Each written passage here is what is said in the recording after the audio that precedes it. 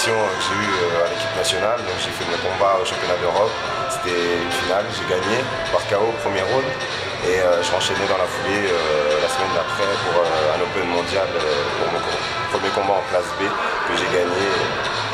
J'ai fait une très belle guerre d'ailleurs, un beau combat, un adversaire avec un bon niveau. Je me suis fait plaisir. Bon, tout va très vite. Bon, c'est quand même un championnat d'Europe amateur, mais l'athlète maltais en face, c'était quand même quelqu'un qui t'a donné du fil à retordre. Oui, il a voulu rentrer au début dur avec ses points, mais j'ai vu tout de suite la faille qu'au niveau du corps à corps, il n'avait pas trop de corps à corps. Et c'est ce qui a fait la différence. J'ai monté les genoux et j'ai touché tout de suite à la tête. Bon, est-ce que tu as été frustré que ça dure aussi peu longtemps le combat? J'aurais préféré que ça dure un peu plus longtemps, faire un petit peu plus de combinaisons, d'enchaînement, mais bon, après ça en a voulu comme ça, donc je suis quand même content de ma prestation. Rappelle-nous pourquoi tu n'as eu qu'un combat à disputer dans ce championnat d'Europe. En fait, ça se joue au niveau des catégories et au niveau de mon poids, il n'y a déjà pas beaucoup de monde, enfin moins de monde.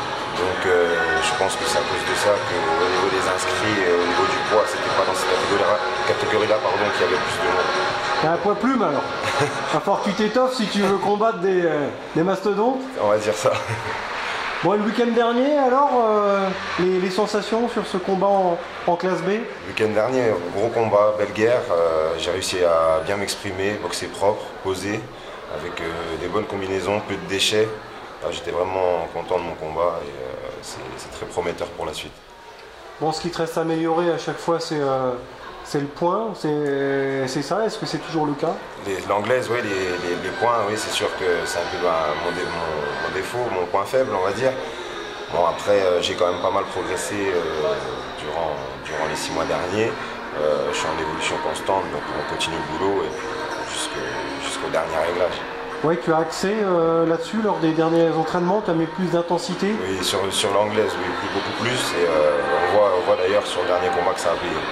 C'est Charlie qui t'a donné les bons conseils ou un petit peu aussi des collègues du Galaxy Gym, des anciens boxeurs, Statut Pro, à l'équipe de France, on m'a conseillé, on m'a donné des petits exercices à faire aussi.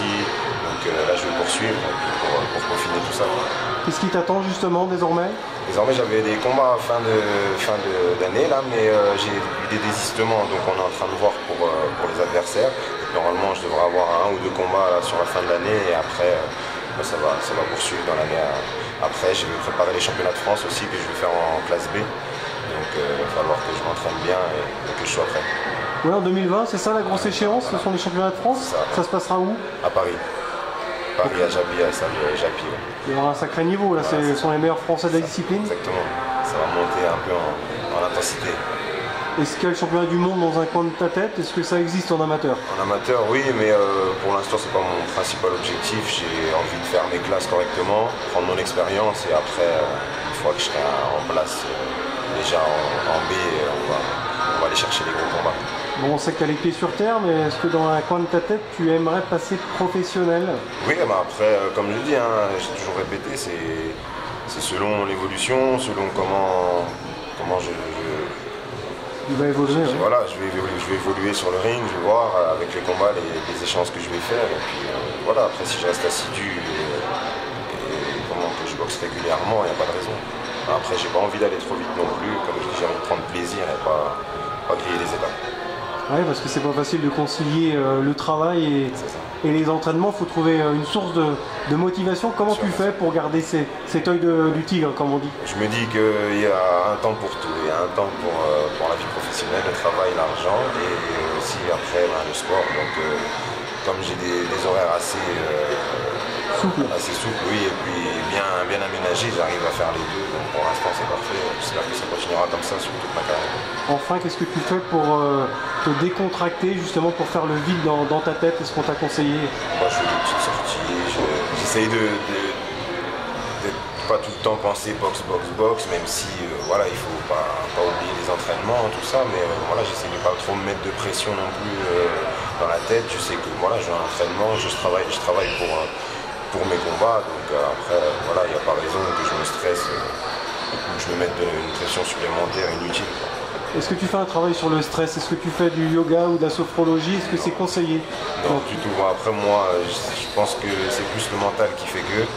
Après, chaque personne est différente, donc je pense pas que c'est une mauvaise idée, mais pour ma part, non, j'ai pas eu encore à faire tout ça.